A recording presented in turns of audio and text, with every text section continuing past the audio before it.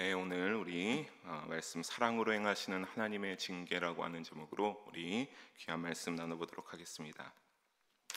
여러분, 오늘 우리 이렇게 주님의 성전에 나오면서 다 누구나 믿음을 가지고 살아가시는 줄로 믿습니다. 우리 말고도 참 믿음을 가지고 살아가는 자들이 많은데 그런데 사실 과연 우리가 그렇게 믿음으로 살아갈 때 과연 나의 믿음이 여러분 속으로만 생각하셔서 하나님 앞에 과연 합당한가라고 나에게 질문을 되뇌었을 때 저조차도 그게 참 하나님 앞에 내가 합당한 믿음으로 하나님 보시기에 참 기쁨으로 완벽하게 살아간다라고는 쉽게 말하기는 어려운 것 같습니다.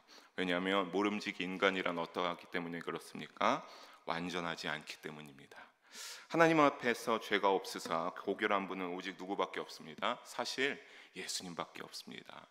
아무런 죄가 없고 순백에 참 깨끗하신 분은 예수님밖에 없죠. 그런데 다윗 왕이라고 우리와 별반 다르지 않았습니다. 여러분, 다윗 왕 어떻게 왕이 뽑혔습니까? 다윗 왕 하나님의 마음에 참 합한 사람으로서 사울에 이어서 하나님께서 왕으로 뽑은 사람이었습니다. 그래서 사무엘상 16장에 보게 되면 하나님이 사무엘 선지자를 통해서 이제 사울을 이어서 왕을 뽑기 시작하는데, 하나님이 이제 사무엘 선지자가 이새의 많은 여러 아들 중에서 어떤 자는 굉장히 잘생기고 또 어떤 자는 뭔가 되게 지혜롭고 똑똑해 보이고 하는 여러 가지 그런 사람들 중에서 누구를 저 사람 같기도 하고 이 사람 같기도 하는 그런 여러 가지로 고민하고 있을 때 하나님이 말씀하시죠. 나 여호와는 너희와 같이 외모와 키를 중히 여기지 않는다. 나 여호와는 그의 중심을, 사람의 중심을 보신다 하셨고, 이새의 아들 다윗을 딱 봤을 때 하나님이 말씀하셨습니다. 사무엘상 16장 12절에 보면 뭐라고 합니까? 이가 근히 일어나 기름을 부어라. 사무엘 선지자가 다윗을 딱 만났을 때 하나님이 사무엘 선지자에게 이 사람이다, 이 사람에게 기름을 부어 왕으로 삼으라 라고 하나님이 사울 다음에 왕으로 다윗을 택하셨습니다. 하나님이 보시기에 중심이 굉장히 좋았던, 믿음이 좋았던 다윗이었기에 하나님이 이렇게 왕으로 세우시고 친히 그렇게 인도하여 주셨습니다. 그런데 그렇게 하나님 보시기에 중심이 합한 사람, 믿음이 좋았던 이 다윗도 어땠습니까? 실수를 저질러 하나님 앞에 크나큰 범죄를 저질렀습니다. 어떤지였습니까? 바로 우리가 너무나 잘 아는 오늘 본문의 이야기로 밧세바와 간음하였으며, 나아가 밧세바의 남편 우리아까지 어떻게 했습니까? 전투 중에 가장 선봉에 내세움으로 이 우리아를 살해하는 심각한 죄를 11장에서 저지르게 됩니다. 하나님이 이를 모르실 리가 없죠. 여러분, 하나님은 모든 걸 아시는 분이십니다. 우리가 아무리 사람의 시선을 피해서 한다라고 할지라도 다 우리의 중심을 감찰하시는 하나님이시기 때문에 다 알고 계시죠. 다윗 왕도 다 이 범죄를 하신 걸 하나님이 알고 계셨습니다. 그래서 오늘 본문 이전에 1절에서 14절까지 하나님이 나단 선지자를 통해서 어떻게 합니까? 다윗 왕을 책망하십니다. 이 나단의 메시지를 읽고 여러분, 다윗이 어떠한지 아십니까? 내가 정말 너무나 큰 죄를 저질른 죄인임을 다윗이 아주 절실히 깨닫게 됩니다. 그래서 만약에 혹시나 어떤 사람이라면 그러한 죄를 하면서 아니 내가 그런 피치 못할 사정이 있었습니다, 내가 그럴 수밖에 없었습니다 주님이여 라고 할 수도 있지만, 전혀 어떠한 변명도 늘어나지 않고 내가 나의 권력으로 나의 왕의 위치를 통해서 약한 자를 괴롭힌 사람이었음을 아주 절실히 깨닫고 죄인임을 고백하면서 어떻게 합니까? 나단 선지자 앞에 나를 용서해 주십시오, 내가 참 큰 죄를 저질렀습니다 하나님이시여 라고 그가 고백하고 용서를 구합니다. 하나님이 이런 회개를 온전히 받으시고 어떻게 하냐면, 그래 내가 너를 용서한다, 다윗의 죄를 용서해 주십니다. 하지만 대신 뭐라고 합니까? 하나님이 나단 선지자를 통해 말씀하십니다. 우리 오늘 본문 이전에 14절 다시 함께 한번 읽어보도록 하겠습니다. 이 일로 말미암아 여호와의 원수가 크게 비방할 거리를 얻게 하였으니. 아멘. 밧세바의 이 간통에서 태어난 아이죠. 다윗이 이 아이가 여호와 하나님께 원수가 되는 자들에게 크게 비방할 거리, 그러니까 조롱거리가 될 것 같으니까 하나님이 어떻게 하시겠다라고 하는 겁니까? 반드시 죽을 것, 라고 말씀하십니다. 여러분, 여기에서 우리가 반드시 죽으리이다라고 하는 것만 해도 분명히 죽겠구나라고 하는 것을 알 수 있는데, 이것을요 원어에서 뜻을 보면 더욱더 강하게 틀림없이 꼭 죽는다라고 하는 그런 표현으로 뜻을 해석할 수 있습니다. 그러니까 하나님이, 여러분, 그렇다고 해서 어떠한 이 아이가 죄의 결과다, 죄의 싹이다, 뭐 이런 것은 아닙니다. 하나님이 이 아이에게 심판을 내리시기보다는 아까 여기에 말하죠, 여호와의 원수가 크게 비방할 거리를 다윗이 실수하면서 생기게 하였으니까, 그 하나님이 자신의 대적들, 하나님의 원수 대자들, 뭐 예를 들면 믿음이 없는 자들에게 하나님이 조롱거리를 얻지 아니하시기 위하여서 이 아이를 어떻게 하는 겁니까? 죽이겠다라고 하는 겁니다. 하나님의 공의를 가리며 하나님을 멸시하는 심각한 결과를 예방하기 위하여서 다윗의 그런 온전한 회개는 하나님이 용서하시지만 이 아이는 어떻게 되는 겁니까? 반드시 죽게 될 것이다 라고 하나님이 나단 선지자를 통하여 말씀하십니다. 이 말이 끝나고 나단 선지자는 돌아갑니다. 그리고 어떤 일이 일어나게 됩니까? 우리 15절 함께 읽어보겠습니다. 나단이 자기 집으로 돌아가니라 우리아의 아내가 다윗에게 낳은 아이를 여호와께서 치심에 심히 앓는지라. 하나님의 말씀은 틀림이 없는 줄 믿으시기 바랍니다. 하나님이 말씀하시고 나서 나단이 돌아서자마자 어떻게 됩니까? 하나님이 그 아이를 바로 치셨습니다. 여러분, 사실 참 어떻게 보면 가혹하죠. 이제 막 태어난 아이인데, 참 갓난 아이일 텐데 그 아이를 하나님이 바로 치셔서 그 아이가 앓기 시작합니다. 그래서 다윗은 어떻게 합니까? 그 아이를 위하여서요 간절히 간구하고 하나님께 기도하기 시작합니다. 우리는 그런데 여기서 간구하는 다윗의 모습을 보면서 어떤 믿음의 자세로 살아가야 될까, 여기서 첫 번째로 좀 알 수 있게 됩니다. 깨달을 수 있습니다. 어떤 믿음의 자세입니까? 부모 속에 보면 금식하고 밤새도록 땅에 엎드려 기도하는 다윗의 자세를 볼 수가 있습니다. 그냥 어떻게 좀 구별하여서 하나님께 작정하여서 기도하는데, 그냥 기도하는 것이 아니라 어떻게 해요? 밤새도록 나의 먹을 것도 다 끊고 땅에 엎드려서 기도하는 다윗의 모습을 볼 수 있습니다.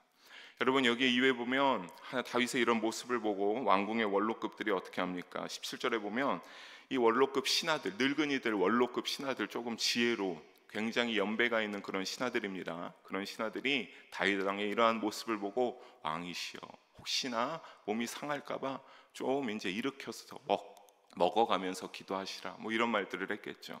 하지만 신하들은 어떠합니까? 절대 이러한 말도 다윗은 듣지 않습니다. 그들과 대화도 하지 않습니다. 그냥 무조건 듣지 않고 땅에서 금식하면서 엎드려 밤을 새우면서 기도하는 이 다윗의 모습을 보게 됐습니다.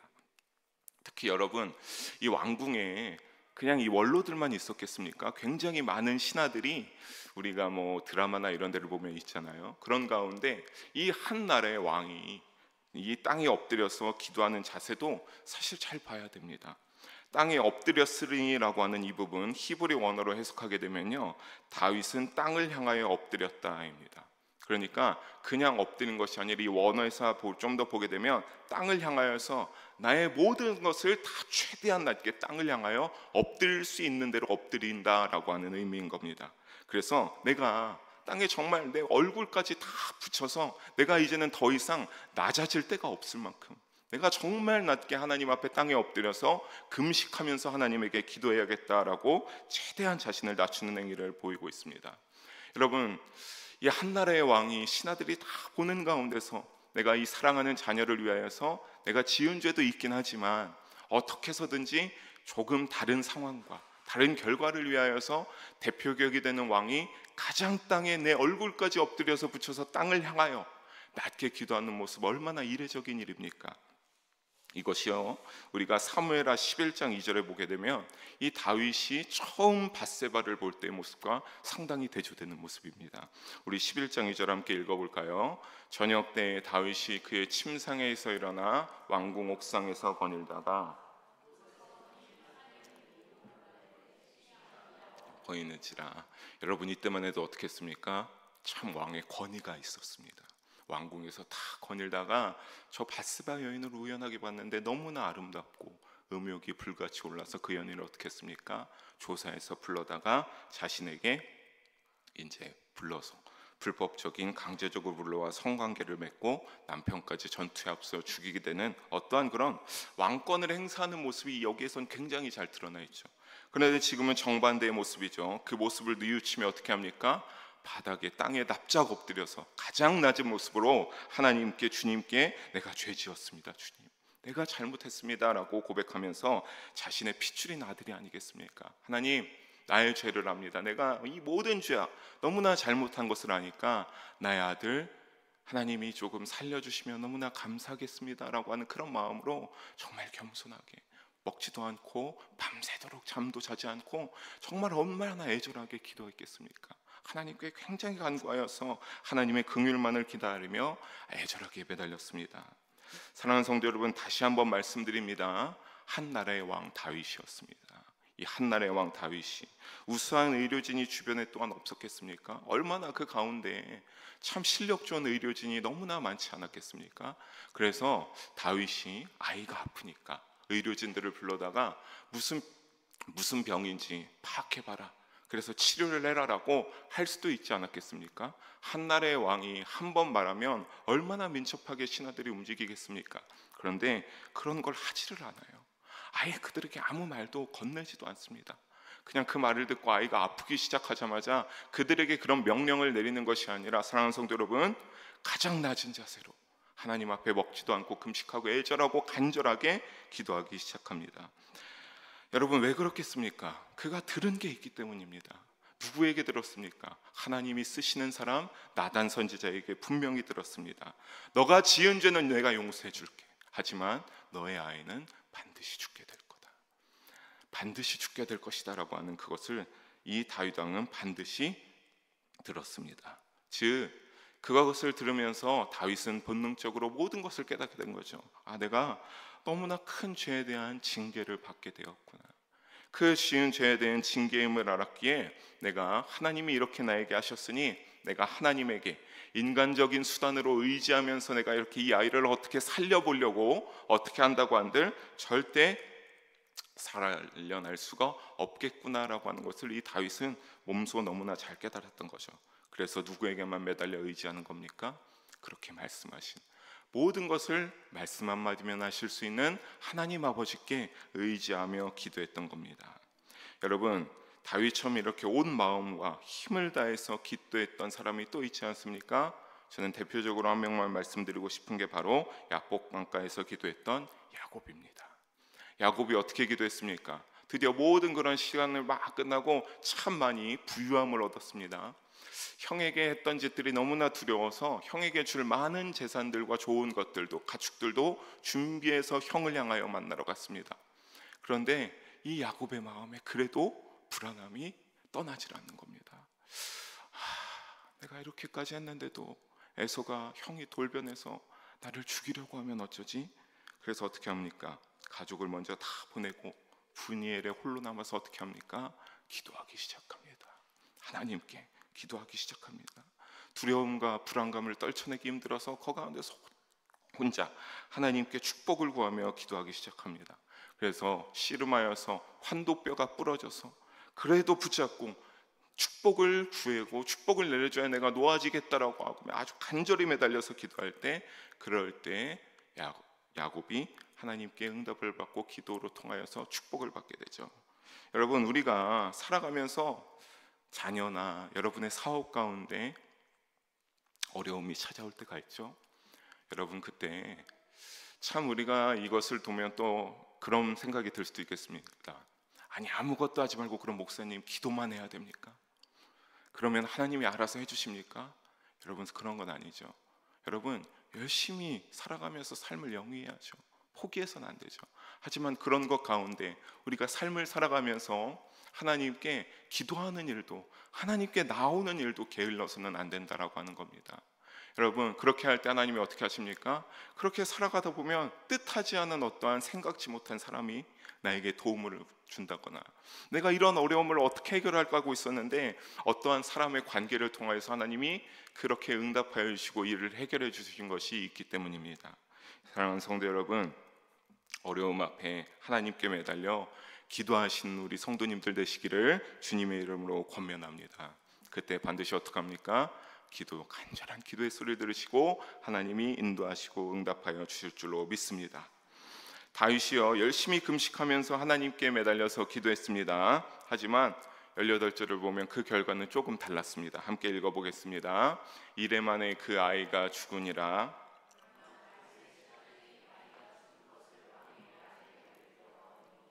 이는 그들이 말하기를 아이가 살았을 때에 우리가 그에게 말하여도 왕이 그 말을 듣지 아니하셨나니 어떻게 그 아이가 죽은 것을 그에게 아뢰 수 있으랴. 왕이 상심하시리로다 함이라. 아멘. 간절히 기도했지만 이래 만에 그 아이는 결국 죽었습니다.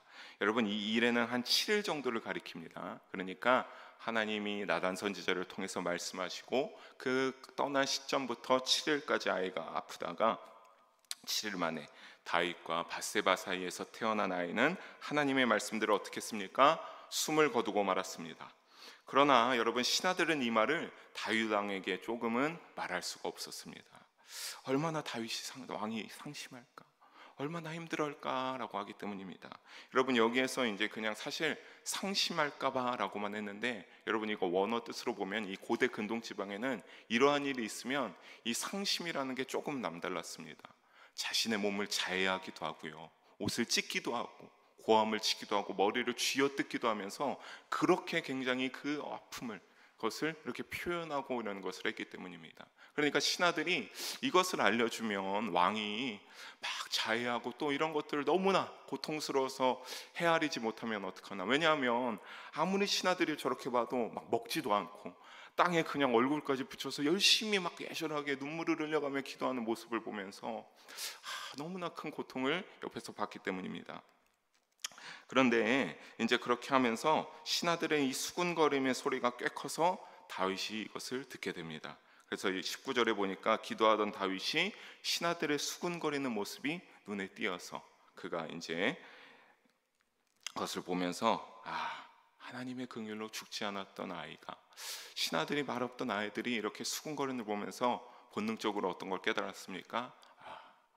나의 아이가 결국 하나님이 말씀하신 대로 죽었구나 라고 하는 것을 이 다윗이 깨닫게 돼요. 그래서 어떻게 합니까? 가만히 가서 신하들에게 물어봅니다. 아이가 죽었느냐? 라고 하니까 신하들이 그때서야 왕이시여 죽었습니다 라고 합니다. 그때 아이가 이제 죽은 것을 확인하게 되고 다윗의 이어지는 행동입니다. 우리 20절 함께 읽어보도록 하겠습니다. 20절입니다. 다윗이 땅에서 일어나 몸을 씻고 기름을 바르고 의복을 갈아입고 여호와의 전에 들어가서 경배하고 왕궁으로 돌아와 명령하여 음식을 그 앞에 차리게 하고 먹은지라. 아멘. 굉장히 신하들이 고통스러워할 줄 알고 막 상심하여서 옷을 막 쥐어뜯으면 어떡하나 했는데 다윗은 어떡합니까? 슬퍼하지 않죠. 바로 털고 일어나서 씻고 옷을 갈아입고 다 정돈한 다음에 어떻게 합니까? 하나님의 전에 가서 가장 먼저 하나님께 경배를 올려드리고 돌아와서 음식을 차리라 라고 해서 음식을 먹는 그러한 모습을 볼 수 있습니다. 여러분, 우리가 입장 바꿔서요, 만약에 우리가 그렇다면 과연 그럴 수 있겠습니까? 정말 태어난 지 7일 만에 얼마 되지 않은 이 작은 아이가 그렇게 죽었는데 보통의 사람이라면 이렇게 할 수 없습니다. 너무에 사랑하는 그 아나의 아이가 죽었으니 얼마나 큰 슬픔이 오게 되겠습니까?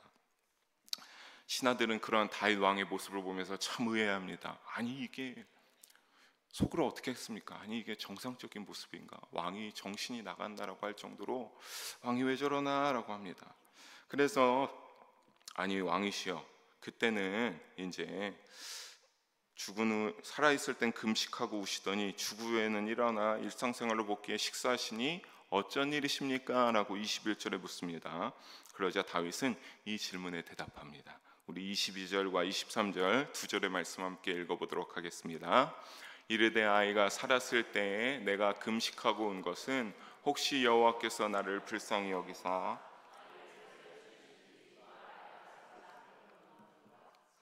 죽었으니 내가 어찌 금식하랴? 내가 다시 돌아오게 할 수 있느냐? 나는 그에게로 가려니와 그는 내게로 돌아오지 아니하리라 하니라. 아멘. 아이가 살았을 때 금식하며 밤새 기도한 것은 왜 그렇습니까? 혹 이런 날을 왕이 다윗이 아비인 내가 이런 모습을 보이면 하나님이 조금 마음을 동하셔서 불쌍히 여기셔서 혹시나 아이를 살려주실까 싶어 기도했다라고 하는 소리입니다.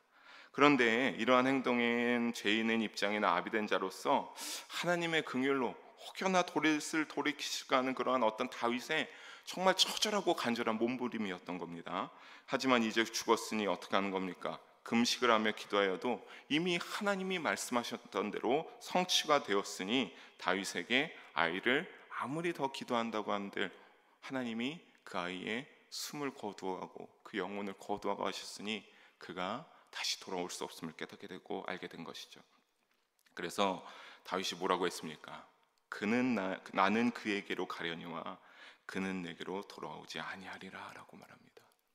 여러분, 여기서 다윗은 영혼 불멸의 사상을 가지고 있습니다. 이 육체로서 끝나는 삶이 아니라 이제 영혼이 따로 이렇게 구분되어져 있다라고 하는 그 생각을 가지고 있었습니다.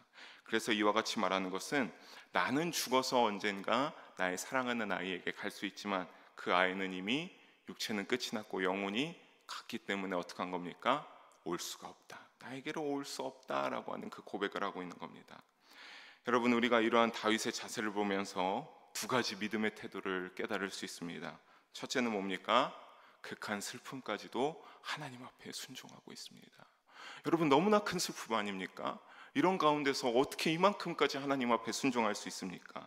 다윗은 금식하며 간절히 기도를 했음에도 아이가 죽게 된 것이 그런데 자신의 죄악에 따른 하나님의 징계임을 분명히 알고 있었습니다. 그렇기에 극한 슬픔에도 순종할 수 있었겠죠. 여러분, 그럼에도 어려웠을 겁니다. 이런 말이 있지 않습니까? 자식은 부모가 죽으면 땅에다 묻지만 부모는 자식이 죽으면 가슴에 묻는다라고 하는 그러한 말이 있지 않습니까? 다윗은 너무나 마음에 정말 우리가 생각하는 더 그 이상의 많은 슬픔이 그에게 굉장히 많이 찾아왔을 겁니다. 아이가 죽었다는 슬픔, 그리고 내가 어떻게 하나님 앞에 내가 이러한 밧세바에게 그런 눈이 멀어서 이러한 죄악을 저질렀을까? 하나님 앞에 얼마나 이러한 잘못한 것과 이 아이가 죽은 것, 그 모든 것이 나로 인하여서 일어난 것만 같으니까 얼마나 큰 슬픔이 가득했겠습니까? 그러나 하나님이 하시는 일은 인간이 자신으로서는 어찌할 수 없다는 것을 깨달았으며 앞에 언급했던 대로 어떤 겁니까? 자신의 죄에 대한 징계를 내리신 하나님의 뜻임을 알았기에 온전히 아이가 죽은 그 상황 가운데 역사하고 일하시고 그렇게 상황을 인도하시는 그 하나님의 뜻 가운데 이 다윗은 어떻게 한 겁니까? 순종하였던 겁니다. 다른 기도와 어떻게 하나님, 우리 그럴 때 있죠. 하나님, 어떻게 내가 이렇게 기도했는데 어떻게 나에게 이러실 수 있습니까? 여러분, 근데 아셔야 돼요. 때로는 우리가 헤아리지 못하는, 우리를 너무나 사랑하시는 하나님의 그 인도하심 가운데 그렇게 해야만 그 이외에 어떤 하나님이 생각하시는 하나님의 선한 길 가운데, 안전한 길 가운데 가기 위하여서 그것이 하나님 보시기에 들어줘서는 아니 된다라고 하는 것이어서 들어주지 아니하는 것도 있기 때문입니다. 여러분, 그렇게 알 것을 아니까 다윗이 이 상황이 왔어도 너무 힘들지만 극한 슬픔이지만 순종할 수 있었던 겁니다. 여러분, 여기에 너무나 잘 어울리는 말씀이 어떤 겁니까? 바로 욥기 1장 21절의 말씀입니다. 우리 함께 읽어보겠습니다. 이르되 내가 모태에서 알몸으로 나왔사온즉 또한 알몸이 그리로 돌아가올지라. 주신 이도 여호와시요 거둔 이시도 여호와시오니 여호와 이름이 찬송을 받을지니이다고. 아멘. 욥이 말하죠. 내가 이 세상에 올 때 알몸으로 와서 내가 다시 돌아갈 때도 알몸으로 돌아오니까 주신 이도 여호와시오 거두신 이도, 나의 생명을 거둔 이시도 여호와시니까 내가 그냥 그저 그런 모든 순간들 가운데 정말 삶의 생명이 시작되는 순간부터 그 어떤 사람이든지 삶이 끝나는 그 순간까지 누구에게만요? 여호와 하나님께 내가 찬송을 올려드린다. 주여, 이러한 모든 것 가운데 주님의 그 놀라운 영광을 받아주시고 찬송을 받아주십시오라고 고백하고 있는 겁니다. 여러분, 하나님이 생명을 주셔서 오신 줄로 잊지 마시기를, 믿음으로 고백하시기를 권면합니다. 여러분, 그것을 거두어 가시는 하나님의 이름에 찬송을 올려드린다라고 하는 것, 다윗이 금식이 끝나고 가장 먼저 어떻게 했습니까? 여호와 하나님께 다 모든 것을 정돈하고 가장 먼저 식사를 하기 전에 여호와에게 성전에 가서 하나님께 경배를 올려드리지 않았습니까? 이 욥기와 비슷한 겁니다. 하나님, 내가 너무나 죄를 지어서 내가 죄인이지만 나의 죄 용서해 주셔서 감사하다고 고백했을 거고, 하나님 나의 죄로 인하여서 이렇게 아이가 죽게 되었지만 하나님 깨닫게 해주셔서 감사합니다. 하나님 내가 이제 더욱더 죄에 민감하게 하나님 믿는 믿음에 합당한 사람으로서 살아가겠다라고 아마 그렇게 하나님 앞에 전에 가서 하나님께 기도하고 간절하게 예배드리며 하나님께 높여드리며 경배하지 않았을까요? 여러분, 다윗이 권위의 맛을 누리며 정욕대로 하던 모습을 징계를 통하여서 다시 그 모든 것을 내가 이게 너무나 내가 교만하고 자만했구나, 이것을 깨달아서 하나님의 사람으로 하나님을 향한 믿음으로 회복되었기에 이렇게 경배하고 하나님께 나아갈 수 있었던 것을 잊지 마시길 바랍니다. 아브라함도 어땠습니까? 아들 이삭을 바치 일어난 주님의 말씀에 순종하며 나아가지 않았습니까? 하지만 하나님이 그러한 모든 것들 가운데 하나님이 믿음을 시험하시고 양을 결국에는 준비해 주셔서 아들을 죽이지 않을 수 있었습니다. 더욱이 예수님께서도 어떻게 하셨습니까? 마태복음 26장 42절에 보면 하나님이 십자가에 달리는 일을 예비하신 것을 예수님이 아시지만 예수님께서 하나님 아버지에게 나는 싫지만 어떻게 하는가? 그러니까 누구의 원대로요? 하나님 아버지의 원대로 되기를 내가 원합니다. 예수님께서. 여러분, 우리가 이러한 모든 믿음의 선조들의 신앙의 자세를 우리 사랑하는 영일 성도 여러분 한 분도 빠짐없이 본받으시기를 주님의 이름으로 축복합니다. 그러면 호세아 6장 1절에 어떻게 될 것을 말씀하시고 있습니까? 우리 함께 읽어보겠습니다. 오라 우리가 여호와께로 돌아가자. 여호와께서 우리를 찢으셨으나 아멘. 우리가 그럴 때 믿음의 선조의 신앙대로 순종하며 하나님께로 돌아가는 그러한 걸음을 할 때 하나님이 우리를 징계를 통해서 다윗과 같이 치시기도 하지만 또 싸매시고 고치시고 회복하게 하시는 분도 하나님이심을 잊지 마시기를 주님의 이름으로 부탁드리겠습니다. 여러분, 둘째로 삶이란 죽음으로 마무리 지어지지 않는다라고 하는 것을 우리가 여기 다윗을 통해 알 수 있습니다. 여러분, 죽음이란요 새로운 여정의 시작인데 왜 그렇습니까? 우리가 이렇게 아는 것처럼 육체와 영혼이 분리되어서 그렇게 이제 우리의 영혼이 이제 하나님의 나라로 가는 순간, 육체는 다시 땅으로 돌아오는 순간이기 때문에 그렇기 때문에 새로운 시작이라고 할 수 있습니다. 그렇게 죽는다고 인생을 마감하는 것은 아니라는 사실을 다윗 자신은 죽은 아들에게 가고 싶으나 어떻게 합니까? 내가 갈 수 없고 그는 내게로 돌아오지 않는다라는 고백에서 이렇게 이와 같은 삶이란 죽음으로 마무리어지지 않는다라고 하는 것을 인정하지 않았습니까? 여러분, 요한복음 5장 29절을 보기 전에 여러분, 우리가 여기에서 볼 수 있는 것처럼 우리가 이전에 다만 중요한 것은 모든 사람이 죽음 이후에 그렇다면 영혼이 어딘가로는 간다는 거잖아요. 그런데 우리가 원하는 것은 무엇입니까? 우리가 믿음을 잘 지킴으로써 여러분 당연히 다 하나님이 계신 하나님의 나라에 가고 싶어하는 줄로 믿습니다. 우리가 하나님 나라 천국에 군의 영생을 얻고 싶죠. 하지만 모든 사람이 그렇게 하나님 나라에 가는 것은 아닙니다. 우리 요한복음 5장 29절을 함께 읽어봅시다. 선한 일을 행한 자는 생명의 부활로, 악한 일을 행한 자는 심판의 부활로 나오리라. 여러분, 선한 일을 행한 자는 어떻게 한대요? 생명의 부활로. 악한 일을 행한 자는 어떻게 합니까? 심판의 부활로. 심판의 부활 뭡니까?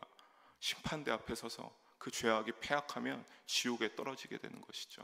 하지만 선한 일을 행한 자는 어떻게 합니까? 하나님이 잘하였다, 너가 참 나를 믿는 믿음을 잘 지키며 살았구나 라고 하면서 영생의 부활로 하나님 나라로 인도해 주신 줄로 믿습니다. 그런데 여러분, 우리가 이것을 알았다면 그렇다면 우리는 어떤 삶을 살아야 되겠습니까? 이 말씀대로 선한 일을 행하는 자가 되어야 될 줄로 믿습니다. 근데 여러분, 우리가 이 믿는 믿음 가운데서 선한 일을 행하면서 선한 사람으로 산다라고 하는 건 의인의 삶을 의미합니다. 의인이 되어서 선한 일을 행하는 사람이 되어야 의의 삶으로서 우리가 하나님이 인정하는 이 말씀의 선한 일을 행하는 자가 될 수 있습니다. 그런데 주님을 믿는 이 신앙의 여정에서 의의 삶이라고 판단하는 가장 중요하고도 변함없는 지금까지 기독교 역사에서 우리의 믿음 가운데서 변하지 않는 절대적인 기준은 무엇입니까? 바로 그리스도 예수님을 믿고 하나님의 말씀에 따라 사는 것임을 잊지 마시기를 주님의 이름으로 축복합니다. 내가 뭐 잘나서 내가 좋은 일을 많이 해서 뭐 이런 거요? 여러분, 다 하나님이 말씀하시지 않습니까? 예수님이 말씀하시지 않으셨습니까? 나로 말미암지 않고는 누구에게? 하나님 아버지에게로 나아갈 자가 없다. 오직 예수님을 통하여서, 우리가 하나님의 말씀대로 예수님을 믿으며 살아갈 때 우리가 어떻게 될 수 있는 겁니까? 이 땅 가운데 우리의 육체의 삶이 끝나고 우리의 영혼이 하나님 나라 영생의 구원의 축복을 누릴 수 있음을 잊지 마시기를 바랍니다. 여러분, 왜 그렇습니까?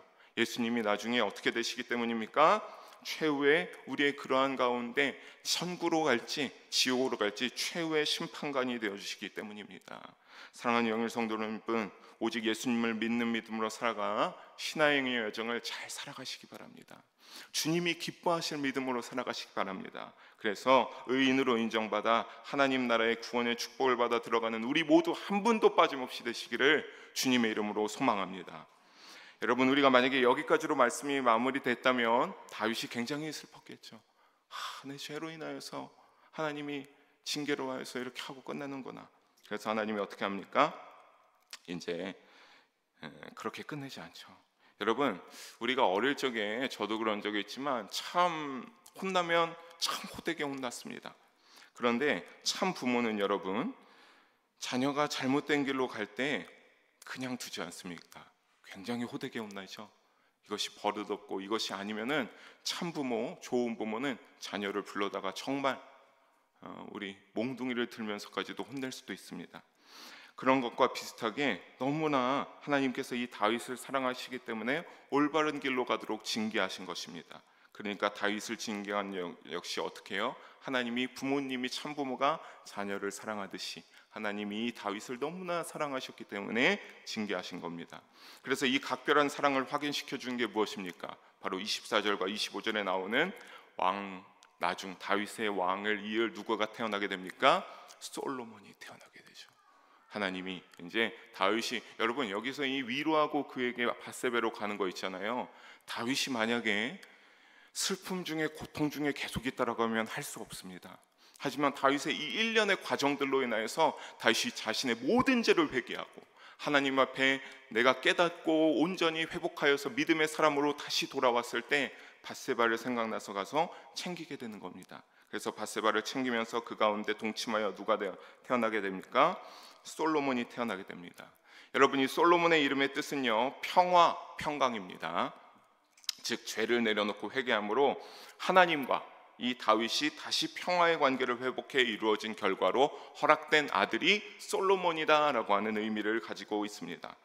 또 하나님이 이 솔로몬이 태어남을 보고 어떻게 했습니까? 그냥 다윗과 밧세바만이 사랑하는 것이 아니라 하나님이 이 솔로몬을 보니까 하나님도 너무나 사랑하는 그 아들이 되었고, 그래서 어떻게 합니까? 25절에 보면 나단 선지자를 보내서 어떻게 합니까? 그 아이의 이름을 여디디아라고 지어주셔서 하나님의 사랑을 받은 자라는 뜻으로 다윗을 향한 여호와 하나님의 사랑을 이 솔로몬을 통하여서 완전하게 확인시켜 주는 걸로 오늘의 본문이 마무리됩니다. 사랑하는 성도들, 말씀을 정리합니다. 다윗을 징계하시고 깨달아 죄를 온전히 회개하게 되자 다시 은혜를 베푸시는 하나님의 모습을 우리가 볼 수 있었습니다. 이것이 바로 여러분, 높으신 여호와 하나님이 행하시는 사랑의 징계인 것을 잊지 마시기를 바랍니다. 하나님이요, 우리 여러분에게도 어떠한 알 수 없는 징계를 내리시는 때가 있어요. 자녀가 아프다거나 사업이 갑자기 어려워진다거나 내가 참 지금까지 평안하고 무탈하게 살아왔는데 갑자기 생각지 못한 어려움들이 막 여러 가지가 생긴다고 할 때, 그럴 수 있죠. 그럴 때 여러분, 만약에 나의 믿음의 삶 가운데 내가 믿음으로 잘 살았는가 라고 생각했을 때 그렇지 못했다면, 여러분, 하나님이 행하시는 우리를 사랑하사 다시 믿음으로 돌아오게 하시려는 사랑의 징계임을 한 번쯤은 의식하고 하나님 앞에 다윗처럼 어떻게 해요? 낮은 자세로 무릎으로 기도하며 나오시는 여러분이 되기를 바랍니다. 여러분, 이것이 우리가 다 헤아릴 수 없는요, 지존하신 하나님의 영역에서 이루어지는 하나님이 우리를 사랑하는 방법입니다. 우리가 알 수가 없어요. 그 징계가 언제 시작해서 어떻게 끝날지, 거기에서 어떤 것을 하시는지. 하지만 다윗을 보면 알 수 있지 않습니까? 다 깨닫게 하시고 다 회복되게 하시고 하나님 마지막에 솔로몬까지 허락하여 주시는 놀라운 하나님의 사랑의 징계가 됨을 우리가 깨달을 수 있습니다. 여러분, 우리가 여기에서 다윗의 아이를 그리고 죽게 하시면서 하나님이 이렇게 사랑하시지만 반드시 모는 가만히 두시지 않습니까? 죄는 묵인하시지 않는 줄을 잊지 마시기를 주님의 이름으로 부탁드립니다. 우리를 너무나 사랑하시죠. 하나님이 우리가 누구나 다 하나님 나라에 들어가길 원하시죠. 하지만 우리가 죄를 지었을 때, 하나님 앞에 교만하게 살아갔을 때, 자만하게 잘못된 삶을 살아갔을 때, 그래서 죄악이 날로 지어갔을 때 하나님이 그 죄악을 절대로 간과하지 않으심을 잊지 말으시기 바랍니다. 그 죄의 대가를 분명히 치르게 하여 주십니다. 다시 솔로몬과 같이 회복하여 주시면 이 아이가 죽게 되는 것처럼 죄를 반드시 치르게 하여 주십니다. 여러분, 그럴 때마다 우리도 어떻게 되겠습니까? 여러분, 다윗과 같이 더욱더 깊은 온전한 믿음으로 우리가 나아가는 거예요. 다윗이 그때까지는 조금은 깨닫지 못하고 연약한 믿음이었다면 이 과정을 통해서 다윗이 훈련되어지고 더 깊은 믿음으로 하나님을 향하여서 나아가게 되지 않았습니까? 그런 것처럼 우리의 믿음이 훈련되어지는 이 사랑의 징계의 과정이 또한 된다라고 하는 사실입니다. 여러분, 그래서 욥기 23장 10절에 보면 뭐라고 합니까? 하나님의 단련에 우리가 어떻게 해요? 순금같이 되어 나온다라고 하지 않았습니까? 여러분, 하나님의 사랑을 느끼면서 징계의 때가 왔으면 받으시기를 주님의 이름으로 권면합니다. 그래서 우리가 더욱더 순금과 같은 믿음으로 하나님께 합한 자가 되고 다윗처럼 받아들고 잘 이겨내어서 우리가 한 분도 빠짐없이 새로운 믿음의 차원으로 나아가 하나님을 더욱더 바라보는 우리 믿음의 삶이 되기를 주님의 이름으로 간절히 소망하며 축복합니다. 아멘.